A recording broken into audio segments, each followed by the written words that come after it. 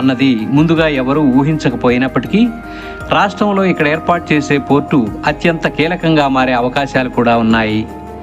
భౌగోళిక పరంగా చూస్తే విశాఖపట్నం, కాకినాడ, మచిలీపట్నం ఓడరేవులకు బాపట్ల ప్రాంతం చాలా దగ్గరగా ఉంటుంది. దీంతో బాపట్లలో పోర్టు ఏర్పాటు చేస్తే ప్రధానమైన లాజిస్టిక్ హబ్గా మారే అవకాశాలు ఉన్నాయి. బాపట్ల జిల్లాలో పోర్టు ఏర్పాటు చేయడం ద్వారా పొరుగున ఉన్న తెలంగాణ రాష్ట్రంతో పాటు కర్ణాటక, ఒరిస్సా రాష్ట్రాల నుంచి కూడా సముద్ర మార్గంలో సరుకు రవాణా చేపట్టడానికి అవకాశం ఉంటుంది. ప్రధానంగా ఏపీ, తెలంగాణ రాష్ట్రాల మధ్య పారిశ్రామిక వ్యవసాయ ఉత్పత్తుల ఎగుమతులు, దిగుమతులు చేసుకోవడానికి ఉపయోగపడుతుంది. ఆంధ్రప్రదేశ్, తెలంగాణ రాజధానులైన అమరావతి, హైదరాబాదులకు కూడా బాపట్ల చాలా దగ్గరగా ఉంటుంది.